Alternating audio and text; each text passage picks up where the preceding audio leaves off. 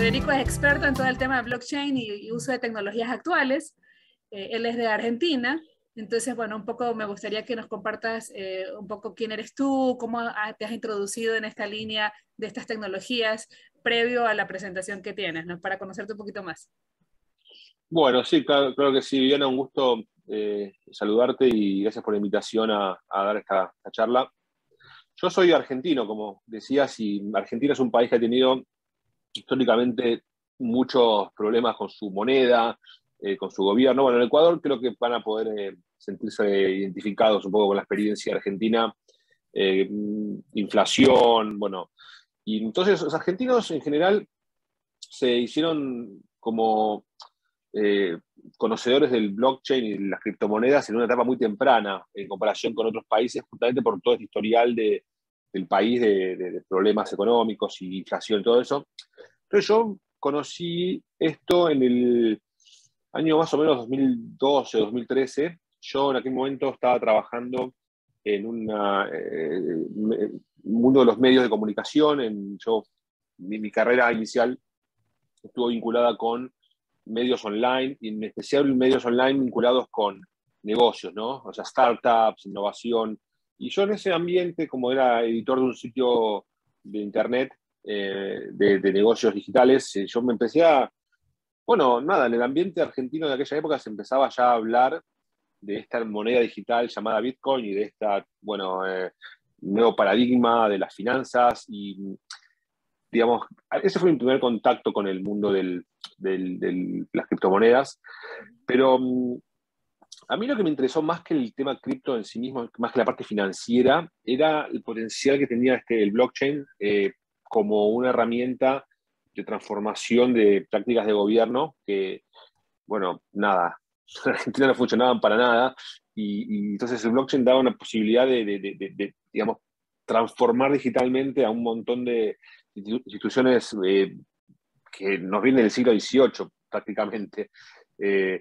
Y entonces me fui especializando más y más en lo que es la aplicación del blockchain en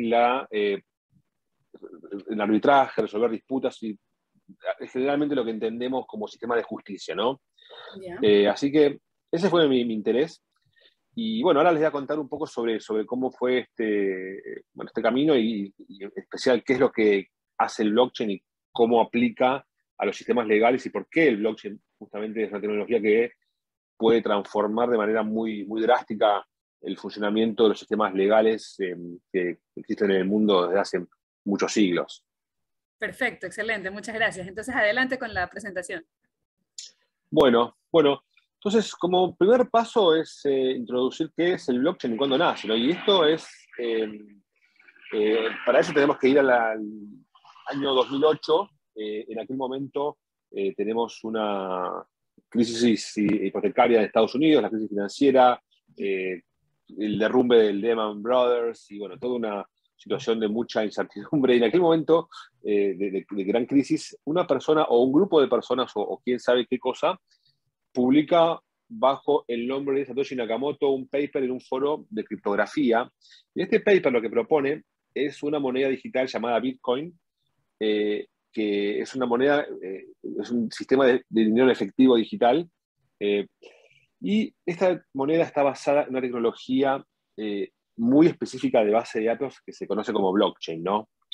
Entonces, mucha gente explica el blockchain a través del uso de criptografía o herramientas, bueno, minería u otras cosas, pero eh, a mí me resulta más práctico hacer una metáfora con un viaje imaginario a esta isla o a este archipiélago eh, que ven en pantalla, que se llama Palau, que es un archipiélago que está en la Micronesia. Esto queda entre eh, Australia y la Polinesia.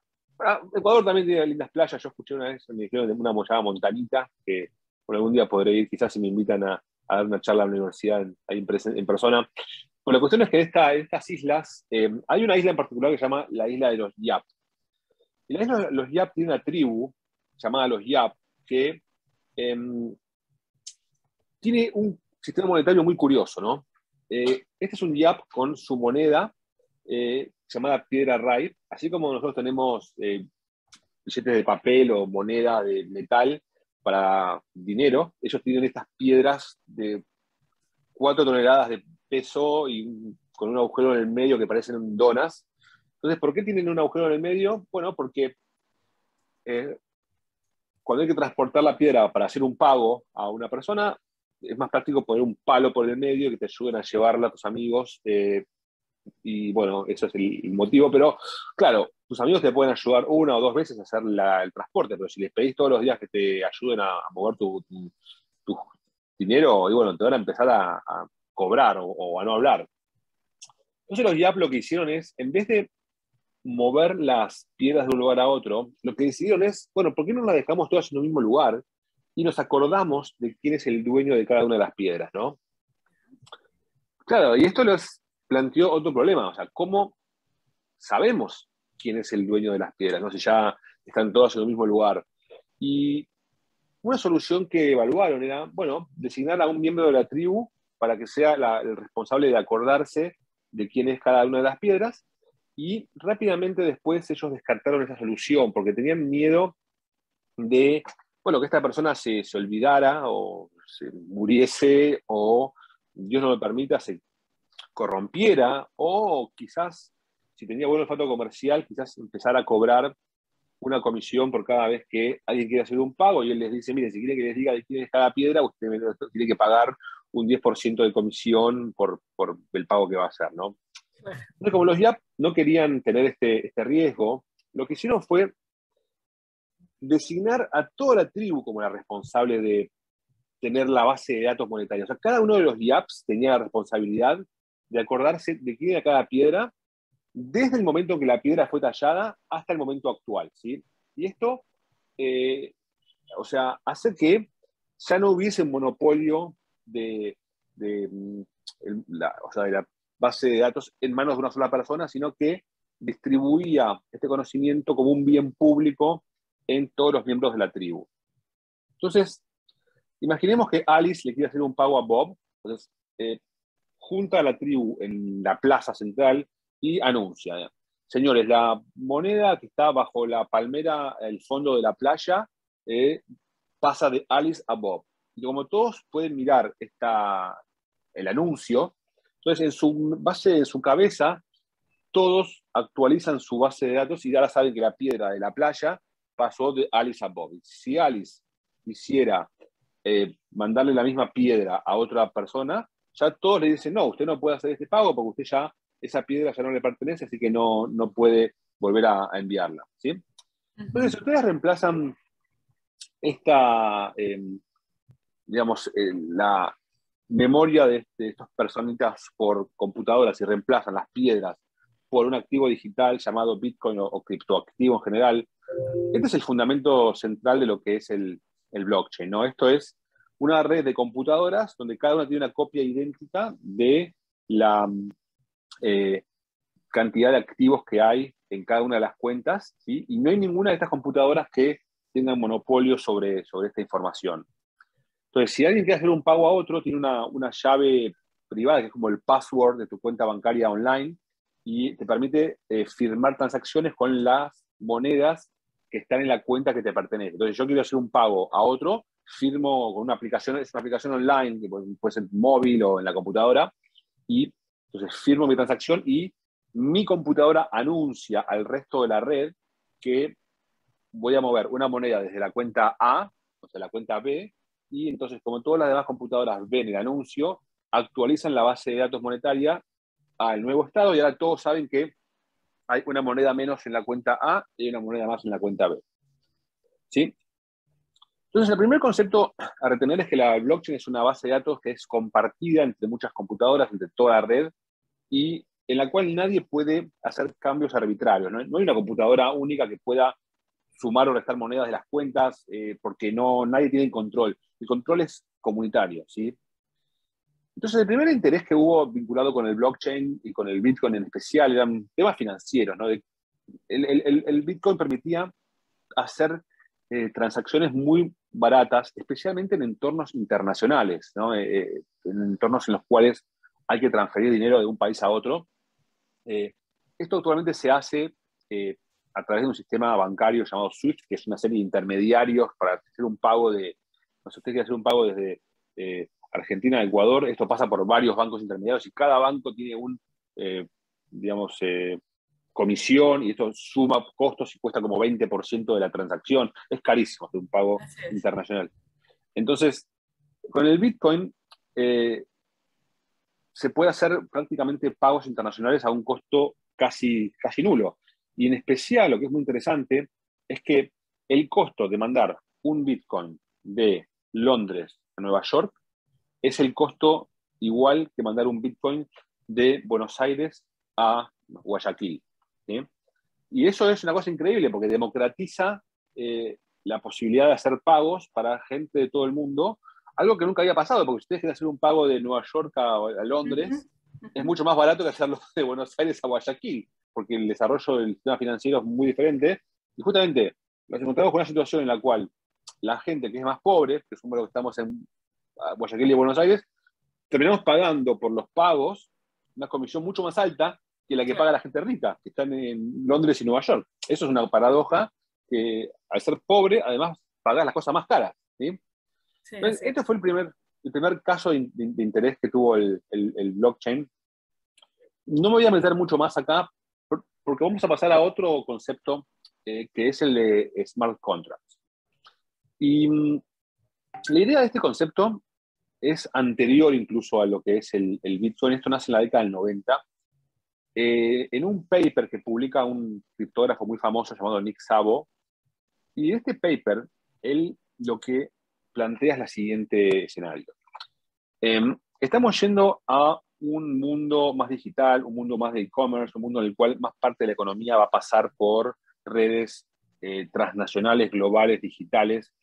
Y sin embargo, todavía tenemos un sistema de acuerdos, un sistema de contratos humanos que está basado en tecnologías que realmente son del siglo XV, porque los contratos de papel, que son los que se usan típicamente en el mundo todavía legal, son ideas que vienen de la imprenta de Gutenberg, ¿sí? Entonces, lo que Nick Szabo plantea en este paper es esta diferencia sustancial y grave que hay entre este mundo que se está rápidamente digitalizando y rápidamente globalizando y lo atrasados que están los sistemas legales de todo el mundo, y cómo este atraso en los sistemas legales va a constituir un obstáculo grande para la evolución de este nuevo orden económico mundial, ¿no?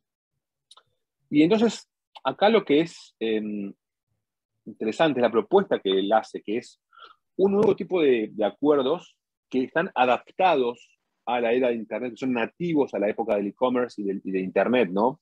Que son los smart contracts. Y él el ejemplo que pone en su paper, él pone un ejemplo como el siguiente.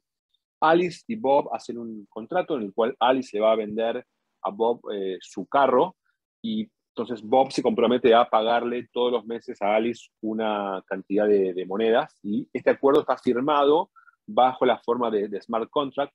Entonces Bob paga su primer cuota del pago del auto, se va con su señora a pasear, obviamente a Montanita, y después, una vez que el mes siguiente deja de pagar, y lo que pasa es que su auto, automáticamente, cuando no se registra el pago de la cuota que estaba comprometida, el auto deja de funcionar, ¿sí? Porque su llave digital se desactiva. Y la llave digital de Alice se vuelve a activar, y Alice puede recuperar su vehículo de manera inmediata, ¿sí?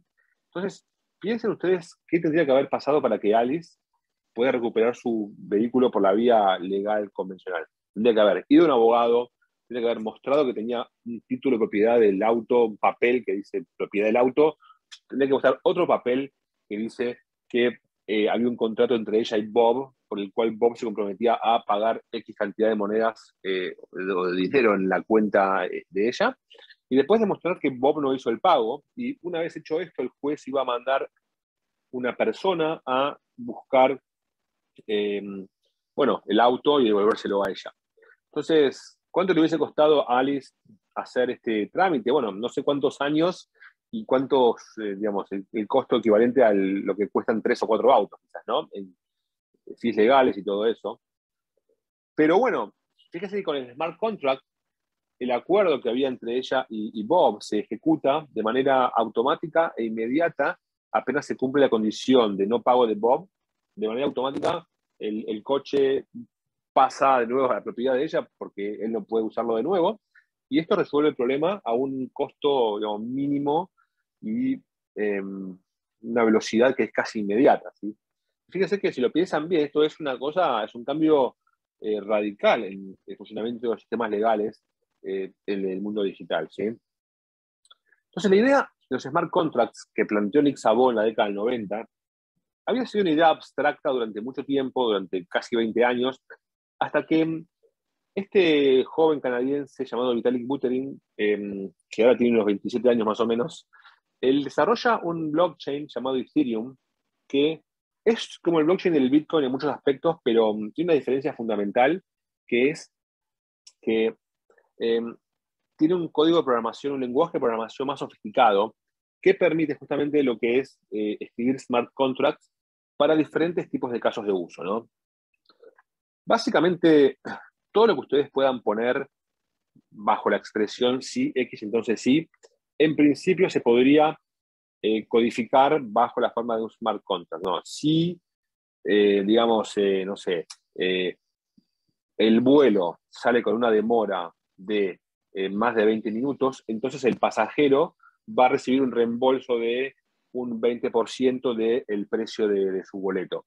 Y esto se hace de manera automática, inmediata y sin necesidad de ir a la aerolínea, al customer service, al regulador, al juez, al abogado, ni nada. O sea, cuando se cumple la condición X que estaba establecida en el contrato, de manera automática se acredita el pago tal como había sido previsto y esto automatiza de manera, digamos, muy transparente y muy rápida procesos, por ejemplo, aquí de seguros de viaje, ¿sí?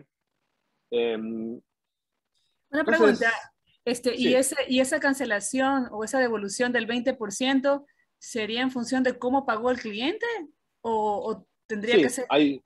puede ser adaptado de diferentes formas. La forma de implementarlo es muy diferente. Podría ser fondo que está en un depósito o que recién el cliente ponga los fondos en una cuenta y que el pago recién se le haga a la aerolínea una vez que el avión salió a término. Y si el avión no salió a término, se le paga a la aerolínea, pero con un descuento de lo que, digamos, la forma de hacerlo es, digamos, muchísimas alternativas y bueno, también depende mucho de la cadena comercial. Por ahí O el sea, cliente no le paga a mi la pregunta va aerolínea, le paga. enfocada, mi pregunta va enfocada si es que necesariamente se tuvo que haber pagado con Bitcoin ese boleto de avión para poder tener ese como reembolso o no necesariamente.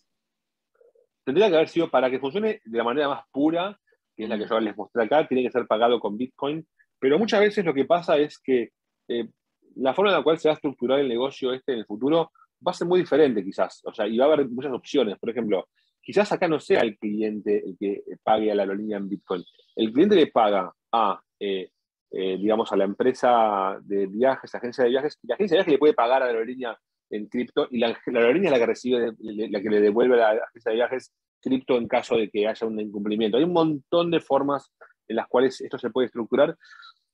Digamos, en el futuro como que hay cada vez más uso de monedas digitales, seguramente cada vez más es más probable que la gente empiece a usar el cripto para comprar sus boletos y cuando esto vaya ocurriendo va a ser más fácil implementar eh, este tipo de esquemas, ¿no? Por ahora la adopción todavía no es muy alta, pero a medida que el cripto se vaya penetrando cada vez más en áreas económicas, seguro que va a haber un montón de posibilidades para esto.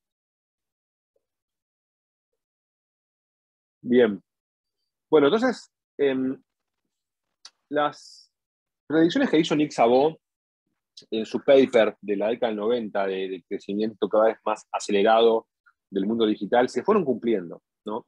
Acá tenemos, por ejemplo, un gráfico que muestra cómo fue aumentando la cantidad de personas que trabajan desde cualquier lugar del mundo como freelancers para clientes de todos otros lugares. Eh, También la cantidad de gente que empieza a hacer crowdfunding global, crowdfunding en el sentido de dar financiamiento a proyectos que surgen de cualquier lugar del mundo. Puede ser una persona que está en Ecuador que financia un proyecto digital de un equipo que está en Zimbabue, Australia y, no sé, y Mongolia. Y hoy en día es cada vez más frecuente. Esto hubiese sido impensable hace solamente unos 10 o 20 años, ¿sí? Entonces, surgen ahora situaciones como la siguiente. Alice contrata a Bob, digamos, para hacer un video promocional para su empresa y en este hacen un acuerdo y lo que ocurre es que hay una disputa y esta disputa porque Bob ya alega que él no cumplió con la calidad que estaba estipulada en el contrato, ¿sí? Y Alice no va a ir a buscar un abogado en Guatemala, ella es de Francia, él es de Guatemala, o sea, ella no va a ir a Guatemala a buscar un abogado para resolver su conflicto con Bob por $500, ¿sí? Tampoco va a ir a un método de arbitraje tradicional eh, para un monto tan pequeño. El arbitraje internacional es raro usarlo por montos menores a $1 millón. Entonces, hay toda una gran cantidad de situaciones de la economía mundial digital que Nick Szabo estaba previendo hace más de 20 años, que fueron pasando, porque la economía se fue globalizando y porque hay cada vez más interacciones internacionales económicas. ¿Y qué es lo que hace Cleros, que es la empresa que yo fundé y que dirijo actualmente? Justamente busca dar una solución para esta creciente cantidad de litigios que surgen en entornos internacionales, eh, sobre todo de montos más bien pequeños, ¿sí? Montos que son de unos pocos cientos de dólares, en relación con el trabajo freelance u otras situaciones. Y funciona de la manera siguiente. Pues Alice y Bob hacen el acuerdo por el cual Alice le contrata a él su video y ella, ahora, una vez que acuerdan la situación, ella hace un pago a un fondo de escrow, un fideicomiso, y ambos acuerdan una cláusula de arbitraje en la cual dice que si hay una disputa en este contrato, esto va a resolverse a través de Cleros. Y Cleros es el árbitro de esta situación y si no hay ninguna disputa, está todo bien, ella libera los fondos, él los recibe y estamos todos contentos y Cleros no participa. Ahora, ¿qué pasa si hay una disputa por la calidad del material? Los fondos van a quedar retenidos en ese contrato de escrow y Cleros va a ser convocado para elegir un árbitro o elegir un jurado y resolverlo. ¿Cleros qué hace? Cleros lo que se llama una plataforma descentralizada construida en el blockchain de Ethereum, que lo que hace es elegir un conjunto de árbitros, un panel de árbitros que van a analizar el caso, van a analizar la evidencia del contrato, el producto entregado y lo que sea relevante para la situación. Y cada uno de los árbitros, digamos que son acá, no sé, 3 árbitros, por ejemplo, van a analizar la situación y van a votar quién tiene razón cada uno de manera independiente, ¿sí? Y un punto muy importante acá es por qué Cleros está construido con blockchain. Hay 2 grandes motivos. Primero, el hecho de que esté construido con blockchain significa que nadie puede manipular la evidencia del caso. Nadie puede cambiar el contrato por otro, ni la evidencia, ni nada. Y segundo, nadie puede cambiar la forma de elegir los jurados. Y los jurados van a elegir exactamente tal cual está previsto en el código y nadie puede cambiar eso. Nadie puede poner a su amigo como jurado, ni nada. Y cuando digo nadie, ni siquiera los fundadores de la empresa pueden hacer este cambio, ¿sí? Porque todo es visible, transparente en el blockchain, ¿sí? Estos jurados son elegidos, ven la evidencia y votan, y una vez que ellos votan, digamos, en este caso suponen que, o sea, supongamos que ganó Alice, entonces Cleros emite su laudo y este fondo de escrow que tenía el dinero de ella depositado, le reintegra a Alice su dinero y Bob, bueno, no recibe nada por, bueno, no haber cumplido con el contrato. Esto permite resolver esta situación de una forma que no era posible resolver a través de los métodos tradicionales por los costos que esto involucraba y por el carácter internacional de este tipo de disputas, ¿no? Entonces, una Y pregunta que se te sí. a raíz de lo que, digamos, ya se resuelve quién tiene la razón, me imagino que ahí se cobra alguna especie de comisión sobre o sea, por la gestión de utilizar la plataforma, o en el momento en que uno decide firmar el contrato a través de la plataforma, uno paga una comisión adicional. Digo, como para todos vamos a tener una idea de cómo funciona en su totalidad la figura, ¿no? Bueno, no hay comisión. Ahora, déjame que explique un poco más y así se entiende un poco más cómo funciona y después Ya. me dirijo a este punto, ¿sí? Para esto hay que entender primero cómo funciona el método de los jurados, de selección de los jurados. Y, como les decía, los jurados que resuelven el caso de cleros pueden ser de cualquier lugar del mundo, o sea, no hay restricciones. Esta mujer vive, no sé, en Vietnam y ella trabaja como desarrolladora de videos en una empresa y, digamos, por la noche quiere hacerse algo de dinero extra trabajando como árbitro en casos que ocurren dentro de cleros, ¿sí? Entonces, eh, para ser árbitro dentro de cleros, ella lo que tiene que hacer es conseguirse una moneda llamada Pinakion, PNK, que es como un ticket de lotería que te da derecho a ser elegido como jurado dentro de las cortes de cleros. Y es una moneda digital eh, que es un ticket que te permite ser elegido como jurado y Cleros tiene muchas cortes diferentes para casos diferentes, o sea, hay cortes que son para seguros, cortes que son para, eh, o sea, temas de e-commerce, de transporte, hay un montón de casos diferentes de uso. Y en este caso hay una corte, digamos, que es de producción de videos, ¿sí? Esta persona deposita su moneda en la corte de producción de videos y muchas otras personas también hacen este depósito para ser elegidas como jurados. Y Cleros elige al azar una cantidad de árbitros que supongamos que son 5, entre todos aquellos que habían hecho su depósito previamente en la corte. Y estas personas van a tener el derecho de analizar la evidencia y votar quién tiene razón en este caso, ¿sí? Y acá es muy interesante entender cómo puede Cleros lograr que esta gente se comporte de manera honesta. ¿Cómo evitar sobre todo que esta gente directamente no, digamos, ni siquiera mire la evidencia, que vote A, A, B, sin mirar el caso o al azar, solo para hacerlo rápido y ganar dinero? Porque los árbitros sí ganan una comisión o un honorario por cada caso que resuelven, ¿sí? Entonces, y acá es donde viene una gran innovación de Cleros que está basada en el uso de incentivos que vienen de teoría de los juegos. Teoría de los juegos, este señor que ven acá en pantalla es Thomas Schelling, él es un economista experto en teoría de los juegos. Esto es una rama de la economía que eh, estudia de qué forma las personas se comportan de manera estratégica en entornos de incertidumbre, en entornos donde tienen que optimizar una estrategia o buscar un resultado, y también dependen de cómo los otros agentes van a actuar y de qué forma van a, bueno, tienen que optimizar ese tipo de situaciones. La gente conoce esto por la película de Nash, Una mente brillante, que fue uno de los fundadores de la disciplina. Y este señor que ven en pantalla se llama Thomas Schelling y fue el Nobel de Economía del 2005, y él es famoso por el desarrollo de un concepto que se conoce como los puntos focales o el punto de Schelling, que es sobre cómo la gente se coordina para decidir en situaciones de incertidumbre en la cual tiene que coordinarse con las otras personas, pero que eh, uno no sabe cómo los demás van a comportarse, ¿no? Déjeme que le dé un ejemplo. Cada uno de ustedes tiene que, de manera independiente, elegir alguno de estos números y tienen que elegir el mismo que elige la mayoría para ganar $20. Pero no pueden comunicarse entre ustedes y no saben cuál van a elegir los demás.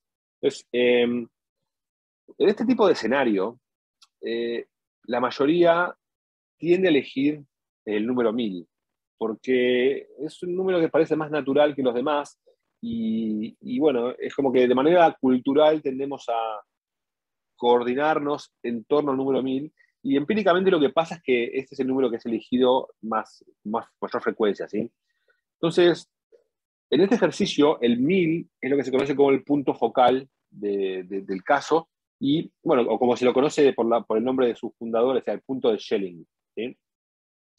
Entonces, si ustedes ponen un conjunto de árbitros, de personas, a analizar el mismo video que había sido entregado y que dio origen a la disputa, esta gente, cada uno por separado, tiene que emitir un laudo.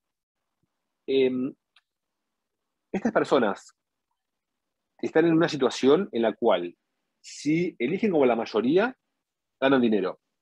Si eligen diferente que la mayoría, pierden dinero. En esta situación, la mayoría, o sea, la gente, los jurados se van a coordinar en elegir a el punto de Schelling que va a ser la verdad sobre el conflicto. ¿Sí? La verdad, no en el sentido trascendente ni nada de eso, sino la verdad en el sentido de consensual, de qué es lo que la comunidad de desarrolladores de videos entienden como la decisión correcta o justa para el caso en cuestión que tienen entre manos, o sea, esta verdad, digamos, qué es lo que correspondería hacer en el reclamo, ¿sí? Entonces, cada uno de ellos, de manera independiente, elige, y si elige como la mayoría, gana dinero, y si elige como la minoría, o sea, no lo gana y lo pierde. Entonces, ¿qué es lo que pasa en esta situación? Si yo soy una persona que quiero abusar del sistema, por ejemplo, ¿cómo puedo abusar del sistema? Y digamos que me postulo como árbitro, pero después voto al azar, para no perder tiempo, o sea, voto al azar, ni miro la evidencia. Entonces, en este caso, ¿qué pasa? Acuérdense que yo, para ser elegido árbitro, depositaba una moneda que me daba el derecho a ser elegido. Ahora, esa moneda queda retenida en el sistema hasta que termina el caso. Si yo voté de manera diferente a la mayoría, esa moneda la pierdo y se le distribuye a los jurados que votaron en mayoría. Entonces, si yo deposito la moneda, soy elegido, voto al azar, tengo una chance alta de votar de manera incoherente con el resto. Entonces, en este caso, pierdo la moneda. Bueno, pongo otra moneda. La pierdo de nuevo. Y así, a medida que voy haciendo esto al azar, voy perdiendo más y más monedas hasta que en un punto salgo del sistema, me quedé sin monedas, ¿no? Por el contrario, si yo me postulo en una corte en la cual tengo conocimiento y en la cual eh, puedo, o sea, trabajar y me tomo el tiempo de trabajar y de evaluar el caso y todo, entonces yo deposito la moneda, estoy con la mayoría, recupero mi moneda y además recibo un pago de tasa de arbitraje que viene de la parte perdedora del caso, en este caso sería Bob, que es como que paga los costes judiciales si tiene el conflicto. Y además, lo que pasa es que me quedo con la moneda de los jurados que votaron de manera en minoría, ¿sí? Entonces yo gano tasa de arbitraje más las monedas de los otros jurados, y así, a medida que voy reduciendo decisiones, voy ganando dinero en el sistema, ¿sí? Una Y esto es pregunta, lo que hace, sí. ¿y cómo, o sea, entiendo el concepto que explicaste de que favorece a los que de algún modo van con la mayoría, pero ¿y si la mayoría está equivocada? O sea, si el concepto que tiene la mayoría no es el correcto, o sea, ¿cómo hay saber si más bien el votar como la minoría más bien es lo más justo? Porque hay un sistema de apelación. Yo acá les conté un poco de manera muy rápida para no extender mucho, pero supongamos que en este jurado, no sé, hay 5 jurados y uno vota en minoría y 4 votan en mayoría y el de la minoría pierde. Aunque el de la minoría creía que tenía razón, ¿sí? Entonces, puede apelar y va a haber un nuevo caso que va a tener el doble de jurados más uno. O sea, va a haber 11 jurados ahora. Ahora, si ese jurado de 11 ahora revoca la decisión del jurado anterior, ese que estaba en minoría en el caso anterior va a recibir las monedas de todos los que estaban en su ronda que votaron en mayoría. Entonces va a ganar un montón de plata. Entonces, eso le genera, si vos sos un jurado y vos creés que tenés razón y que no hubo una decisión justa en tu ronda de jurado, en tu ronda de juicio, vos tenés un incentivo a apelar, porque si vos apelás y luego la ronda siguiente gana a tu lado, ganás mucha plata. Tal como todo el sistema está estructurado de tal forma que los incentivos se alinean para que se produzca, bueno, este equilibrio en el cual se producen decisiones correctas. O sea, el equipo de Cleo es un equipo formado por matemáticos, básicamente, y justamente uno de nuestros principales trabajos es cómo generar un sistema de incentivos que produzca una situación en la cual Cleros como sistema llega a decisiones adecuadas. Entonces, casos de uso para Cleros, tenemos e-commerce, ¿no? Todas las disputas vinculadas con el e-commerce, sobre quién vendió un par de zapatillas y te llegaron dañadas, y bueno, una disputa que hoy se resuelve por los sistemas de arbitraje de internos de las plataformas de e-commerce. Casos de seguros, digamos, hay un accidente y hay unos daños que reparar y quién tiene que pagar por los daños, o sea, el asegurado o la empresa de seguros. La empresa alega que el asegurado no cumplió con las normas de la póliza, el asegurado dice que la empresa lo quiere perjudicar. Entonces, en este tipo de situaciones hace falta un ente neutral que pueda decidir. Y otros casos vinculados, por ejemplo, con un alquilar de un inmueble. Una persona, un propietario contra una persona que alquila su inmueble y hay una disputa sobre un pago que el propietario dice que el inquilino no pagó. Y en este caso, una disputa. Y hace un par de meses en México, por primera vez en la historia, un juez de México, o sea, un juez en un lugar del mundo validó un laudo de arbitraje de cleros como válido ante la ley mexicana, ¿sí? O sea, fue la primera vez que se aplicó cleros en un caso de, digamos, que se resolvió típicamente por situaciones, eh, por arbitraje tradicional. Bueno, cleros lo resolvió y el juez lo dio como válido, lo cual fue un paso muy importante para el movimiento de justicia descentralizada. Eh, y si alguno de ustedes es abogado, le interesa indagar en estos temas, a nosotros nos interesaría mucho ver cómo se podría hacer un experimento como este bajo la legislación de Ecuador, porque sí, nos interesa ver cómo la ley de Ecuador permite el uso de plataformas digitales para resolver disputas y si hay uno que esté interesado, con mucho gusto, Viviana nos puede poner en contacto conmigo para que me escriban y seguimos charlando. Y después hay muchas disputas que ya son nativas de la época digital y del mundo global que estamos inmersos, ¿no? Por ejemplo, los esports. Tienen equipos de esports donde juegan 10 jugadores contra 10 jugadores que están en 15 países diferentes y hay una disputa porque un equipo dice que el otro hizo trampa. Y esto, ¿cómo hacen para resolver este tipo de conflictos en una corte tradicional o en un arbitraje tradicional? La naturaleza misma de estos conflictos es Internet, esa es la jurisdicción por naturaleza. Entonces, la forma de resolverlos tiene que ser a través de un mecanismo que funcione nativo de Internet. Cleros puede ser este mecanismo. Y piensen además ya un poco más en el futuro. El anuncio que hizo Zuckerberg sobre que el futuro de Facebook es el metaverso. Entonces, piensen cuando estemos cada vez más tiempo metidos en mundos virtuales, en el metaverso, ¿cómo vamos a resolver estos conflictos? O sea, ya ahí estamos por completamente aislados ya del mundo de carne y hueso y no hay jurisdicciones nacionales geográficas. La jurisdicción es lo digital. Y este tipo de casos, o sea, realmente no tienen otra forma de resolverse más que con una herramienta que sea digital, nativa como Clero, ¿sí? Entonces, eh, ¿por qué Cleros usa un sistema tan extraño, si quieren, de resolución de disputas? ¿Por qué usa todo este método de economía y de tokens? ¿Por qué no usa un método más tradicional, no? Básicamente porque los métodos convencionales de resolver disputas, que son los que ya existen desde hace tiempo online, eh, son obviamente más eficientes que un arbitraje que se desarrolle en una audiencia presencial, en una corte o en una oficina, pero estos métodos son 30% más eficientes, 40% más eficientes, pero no tienen una capacidad de resolver los conflictos con un costo mucho más bajo. Cleros, al usar un método tan especial de resolución, puede ser 10 veces más eficiente que los métodos existentes y eso hace que pueda resolver disputas en una semana y a un costo que es realmente casi nulo y con la transparencia que asegura el blockchain, ¿sí? Como veíamos. Entonces, lo que va a pasar en el futuro del derecho, creemos nosotros, es que va a haber una división de tareas entre diferentes metodologías de resolución de disputas, donde los casos más objetivos, más simples y de valores más bajos, van a ser resueltos con machine learning o con algún algoritmo que lo va a hacer de manera automatizada por completo. No va a haber ni siquiera ningún humano que participe en este tipo de casos, ¿no?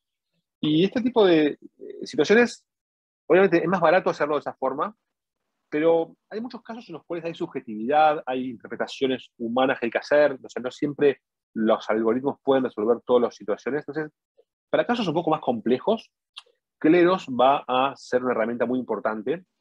Y después para casos todavía más complejos que involucren a más de dos partes o que involucren interpretaciones legales más complejas. O sea, esos tipos de casos van a seguir siendo resueltos por los métodos que ya se conocen, más tradicionales, ¿sí? Entonces, ¿qué nos va a ocupar este medio entre los casos que se van a resolver por Machine Learning y los casos que ya son más complejos y que se van a resolver por herramientas de resolución online, pero con un formato más tradicional? Entonces, bueno, vamos cerrando ya. Como les decía, el blockchain tiene muchas aplicaciones en las finanzas, en las leyes, en los negocios. En este caso, hemos indagado en un caso específico de disrupción digital, que es la justicia descentralizada, que se basa en tres grandes características. Primero, el blockchain, que asegura la transparencia del proceso, que asegura que todas las partes puedan confiar en cómo se está desarrollando. Segundo, está basado en las comunidades y en el sabiduría de las masas como herramienta de resolución, ¿sí? Y está basado también en este tipo de incentivos tan diferentes, que son incentivos criptoeconómicos. En muchos proyectos de blockchain van a ver que hay mucho de teoría de los juegos y muchas herramientas económicas usadas para que los usuarios se comporten de la manera adecuada y que funcione como está previsto. Y acá les mostré el caso de cómo esto funciona en Cleros, ¿sí? Una pequeña aviso, si les interesa saber más sobre cómo el blockchain afecta al futuro del derecho, les recomiendo este curso que yo dicto en Coursera, que es un curso sobre las tendencias que están afectando el mundo del derecho y que les va a dar un panorama muy grande de qué es lo que se viene para el futuro. Si son abogados y les interesa la innovación legal, les recomiendo que se anoten. Ya hay como 30.000 personas que lo hicieron, así que los invito, es gratis, en español, totalmente remoto. Así que bueno, sin más, les agradezco mucho por la atención y bueno, si tienen algunas preguntas, capaz que se las puedo responder. Muchas gracias. Bueno, sí, muchas gracias por la exposición. Yo sí tengo algunas preguntas como para entender un poco más. Eh, Nuevamente, esto implica que el pago es vía criptomonedas. ¿Qué tanto realmente ha tenido acogida? O sea, más por el hecho de que actualmente igual esas criptomonedas como que se las utiliza en ciertos ámbitos, pero todavía no está tan difundido. Entonces, quería saber esa experiencia tuya ya, digamos, en el negocio como tal. ¿Cómo has ido teniendo a veces gente que a la final te dicen no es conveniente porque no quiero tener relación con criptomonedas? O cómo se ha ido desarrollando, ¿no? Mira, o sea, no siempre hace falta usar criptomonedas Ya. para esto. Yo te voy a contar un poco más cómo fue el caso del arbitraje que hubo en México, que yo contaba antes sobre el contrato de un alquiler. Entonces, dos partes, o sea, un propietario y una persona que alquilaba la vivienda, hacen un contrato que designaba a un árbitro de México llamado Mauricio, que es un abogado experto en arbitraje, y ellos designaban a Mauricio como árbitro en caso de disputa, ¿sí? Entonces, Ya. ocurrió una disputa y estas partes le mandaron a Mauricio su descargo. Miren, el propietario dijo, miren, no recibí el pago de la persona en tiempos. Y la otra persona dijo, sí, yo hice el pago, acá tiene el recibo, no sé qué.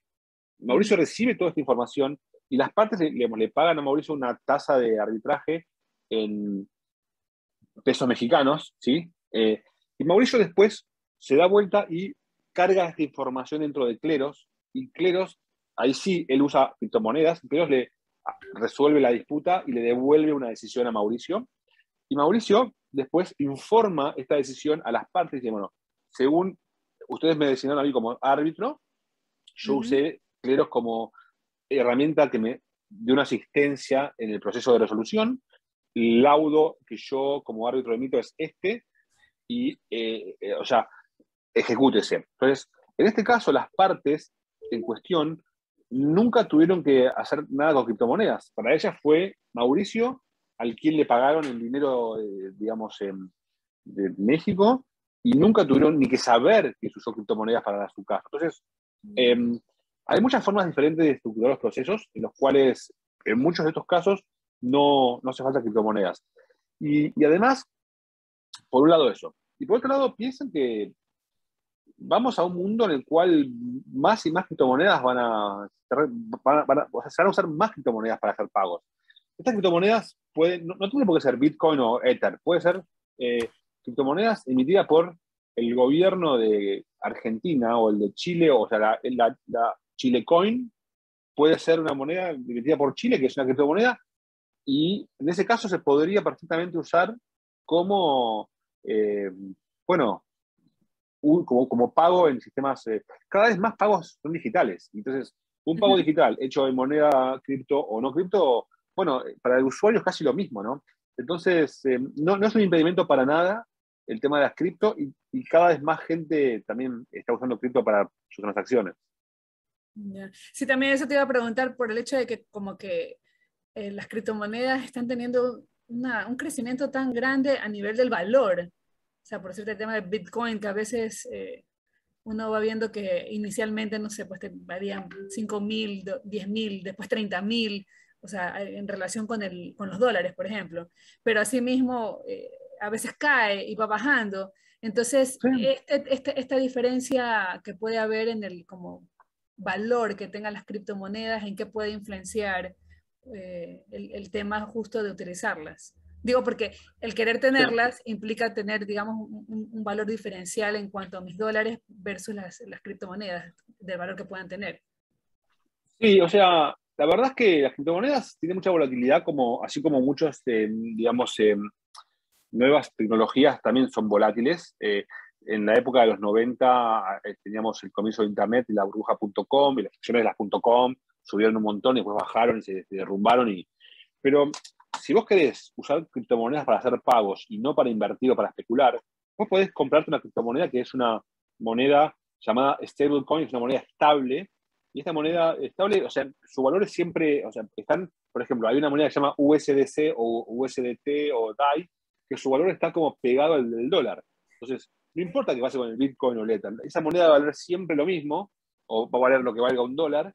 Entonces, no es un problema para nada eso. Entonces, digamos, por un lado va tu inversión de criptomonedas y por otro lado va tu uso de criptomonedas para hacer pagos que se hacen con la misma practicidad que haces pagos en dólares.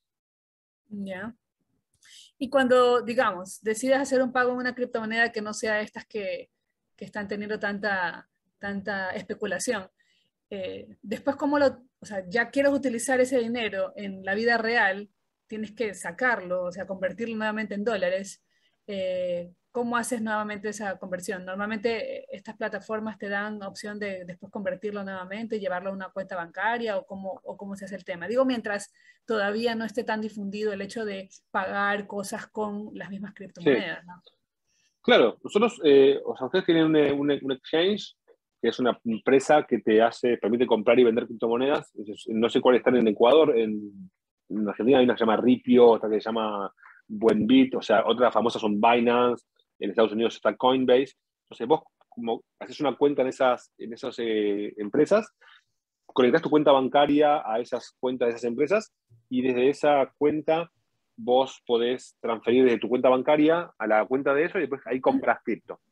¿Sí? Y es súper fácil, o sea, se hace pocos minutos. Es como tener una cuenta bancaria, te hacen un KYC, bueno, pero es igual que cualquier. Entonces, cada vez más fácil. Y después también van surgiendo opciones nuevas. Hay empresas que ofrecen una tarjeta de crédito Visa, por ejemplo, que tiene fondeo con criptomonedas. O sea, vos tenés en tu cuenta criptomonedas y tenés una tarjeta Visa que está atada a esa cuenta y vos pagás con tu tarjeta Visa y cuando vas gastando se te va debitando fondos de tu cuenta que están en cripto. Así que, digamos, la persona que está, el comerciante que te vende algo a vos, él te cobra a vos en pesos o en lo que sea, en la moneda que sea, y a vos se te debitan cripto y el exchange hace una comisión por la conversión bueno, de la moneda esa al pago. Entonces, hay un montón de formas súper fáciles de usar cripto que no requieren que uno tenga tanto, digamos, que uno no toque el cripto, o si lo toca es casi igual de sencillo que usar una cuenta bancaria. Bueno, así como lo dices, sí, se vuelve súper transparente, porque a la larga es como cuando uno, desde Ecuador, queremos hacer una compra en Internet de España y me cobran Sí. en euros y lo que hace es que la tarjeta igual a mí me transforma y me lo cobran en dólares. Entonces, para mí fue Es lo pues, mismo. transparente. Exacto. Entonces, si es que Igual, las pero con tarjetas cripto. de crédito ya lo usan como un tema de conversión, pero ya lo están usando. O sea, allá en Argentina lo están usando ya que las tarjetas de crédito hacen esas conversiones. O sea, no las de los bancos convencionales, pero sí hay empresas que ya ofrecen estos servicios. Si les interesa, les digo algunas. Una se llama Lemon Cash, que es una tarjeta que ya tienes tu cuenta en cripto y después la convertís. Es una tarjeta de Visa convencional. Y después la otra es una que se llama Velo, que es otra empresa que te da el servicio de la tarjeta. eh, Perfectamente, funciona así, la gente lo usa, no hay ningún problema. O sea, y para el comerciante, él recibe pesos o como cualquier tarjeta tradicional, y el usuario es el único que ve los criptos. Así que es facilísimo de hacer. Sí, la verdad me pareció súper interesante, ¿no? Yo tenía el tema del blockchain, claro, enfocado solo al tema de criptomonedas, pero no sabía cómo más podía utilizarse la tecnología, como lo que acabas de explicarnos, ¿no? Como un tema de sistema de arbitraje, de temas de contratos, legalizaciones. Me parece súper interesante, como tú dices, que sea un tema súper transparente y que más bien de al cliente la seguridad de que el sistema no va a ser manipulado de ninguna manera, ¿no? Total, o sea, la importancia de la base de datos del blockchain es que justamente asegura a personas que están en diferentes países, diferentes jurisdicciones, en diferentes lugares, que todas las transacciones se van a hacer, o los procedimientos se van a hacer de la manera estipulada. Entonces, si ustedes quisieran hacer esto sin blockchain, tendrían que asegurarse, bueno, ¿cómo haces un negocio que involucre, o sea, una sociedad que involucre gente que está en, no sé, en Sudáfrica y en Egipto y en Argentina y en Filipinas? O sea, tenés que asegurarte que cada uno de estos sistemas legales funcione y que si hay un contrato que no se cumple, que después haya un recurso. Es imposible. El Ujú, blockchain, como que es una jurisdicción que es igual para todos, o sea, no importa dónde estés, ujú, igual te va a funcionar de la misma forma. Y esto beneficia sobre todo a la gente que estamos en el mundo emergente, los que vivimos en países con instituciones más débiles, con más corrupción. O sea, nos da ujú, acceso a un montón de herramientas que antes era difícil acceder. Es como decía antes, la gente que paga mayor costo por sus transacciones internacionales es la gente más pobre, no es la gente más rica. sí, Entonces, imagínate, ahora con Cleros podés estar en Ecuador y podés vender un servicio de diseño de videos o de webs o lo que sea a un cliente de Alemania. Vos si lo haces eso hoy, el tipo te cobra, bueno, el banco te cobra la transferencia, el alemán no quiere pagarte porque no sabe si lo vas a estafar. Entonces, hay un montón de situaciones que hoy no podés acceder porque no hay herramientas, y con Cleros y con el blockchain en general, esto se hace accesible para gente de todo el mundo. Así que democratiza mucho el acceso a la economía mundial y al mercado mundial para gente del mundo emergente que tiene el talento para hacer estos servicios, pero que no tiene la posibilidad de estar en un marco institucional estable que le permita ser parte de este mundo. Una pregunta, y ahí, por ejemplo, uno quiere vender servicios efectivamente a otros países. Dentro del contrato que uno haga, debe decir que se va a regir vía cleros, o sea, ¿cómo tendría que ser los pasos para de algún modo uno ya, o bueno, claro, el caso que hablabas de México, tenía otra persona y más bien ese juez, digamos, ya incluyó a cleros, pero digamos que yo como profesional, con mi emprendimiento, quiero hacer negocio, yo digo, no, quiero que de una esté cleros, parte del arbitraje. Entonces, en mi contrato ya lo especifico, cómo de algún modo, no sé, ese contrato hay que registrarlo en cleros, o sea, cómo es el proceso para que alguien desde un principio considere a cleros como parte del arbitraje. Mirá, o sea, la forma más eficiente de hacerlo es, hay una aplicación que nosotros desarrollamos que se llama, acá te la pongo, se llama escrow.cleros.io. Vos ahí podés hacer eh, o sea, vos querés que te contrate a alguien, o sea, esa persona entra a esta plataforma, te pone acá el contrato que ustedes acordaron. O sea, yo le quiero a Viviana, la contrato para que me desarrolle tal investigación en consultoría de negocios digitales, con tales condiciones, tales son los entregables de Viviana. Y, ok, entonces, una vez hecho esto, pongo dinero, la cantidad de monto que yo te prometí a vos pagarte, la envío a este escrow, y va a quedar retenida en ese lugar hasta que vos entregues tu trabajo. Y eso a vos también te da una seguridad, porque vos ahora sabés que si vos cumplís con tu trabajo, yo te voy a pagar, porque vos ves que ya están los fondos depositados. ¿Qué pasa para vos si vos Tú haces le un trabajo pagas y yo no te pago? directamente. Claro. Claro, ahora a mí me da la seguridad de que si vos haces un trabajo que a mí no me gusta o que no estaba dentro del acordado, yo recupero mi dinero y a vos te da la seguridad de que si vos cumplís con tu parte, el dinero lo vas a cobrar. Entonces, ponele que está todo bien, yo estoy contento, libero el pago, vos recibís tu dinero en criptomonedas, todos felices. Ahora, si yo no estoy contento, ¿qué pasa? Yo te bloqueo el pago y ahora Cleros va a resolver esta disputa. ¿Sí? Y lo que Cleros decida, bueno, es lo que decide el árbitro y de manera automática los fondos que están retenidos ahí se le van a enviar a la parte ganadora y eso resuelve el caso. Entonces, se puede usar ya mismo en esta link que te compartí ahí, ya podés empezar a usarlo y empezar a vender al exterior y bueno, eso le da seguridad a la gente que te contrata que va a poder tener la garantía de que si hay algo que sale mal, se resuelve. Así que ya se puede usar ahora esto. Todavía, obviamente, es muy experimental y es muy early stage, así que la gente que usa esto todavía es personas que están en el mundo más cripto, o sea, no es masivo, pero con el tiempo va a ir creciendo y se va a ir masificando hasta que, bueno, sea algo corriente y común en el mundo de las transacciones. Así que sí, allí vamos.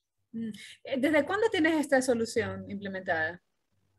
Creo que se empezó en el 2017, pero yo vengo trabajando en temas de justicia descentralizada y crowdsourcing aplicada a la justicia desde hace más tiempo, como desde 2014. O sea, muchos años ya de desarrollo que hay acá y bueno, también hubo que esperar mucho tiempo que la tecnología fuese madurando y que se fuese, digamos, sí, o sea, cuando yo empecé haciendo esto todavía no existía, ni Ethereum existía todavía. Entonces éramos como muy, muy temprano en el ecosistema, pero bueno, de a poco las cosas van llegando y las tecnologías van avanzando hasta que, bueno, el momento llega y esto se acelera el crecimiento. Yeah. Y hoy en día, ¿cuántos clientes tienes? ¿Dónde nomás estás presente? Hoy en día, ¿Utilizan la Cleros tiene, tecnología? se resolvió más de 1000 casos. Los clientes son de Wow. todo el mundo.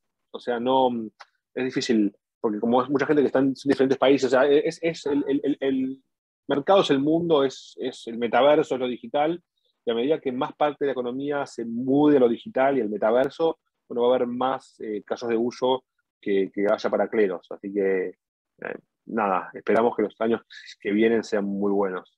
Ah, y lo otro que quería preguntarte es ya, yo ya registré, digamos, me pagan mi dinero y por usar en sí la plataforma Cleros, ¿tengo que pagar alguna comisión, algún valor o solo en caso de disputas? ¿Cómo vendría a ser ahí la Solo empresa que En vende? caso, solo en caso de disputa tenés que pagar. Y ¿Ah? solo la parte que pierde paga típicamente. Así Ah, ok. que, y esos fondos el dinero va a los árbitros, que son los cleros. Ya, perfecto. Muy interesante tu solución. Muchísimas gracias por el compartir. Realmente nos has abierto y nos has hecho ver luces de que cómo la nueva tecnología puede verse involucrada en este tipo de negocios. Y la verdad me pareció súper interesante. Así que te agradezco mucho. Muchas gracias por compartir esa experiencia y todo tu conocimiento. Bueno, un gusto, Viviana. Gracias por la invitación y hasta la próxima.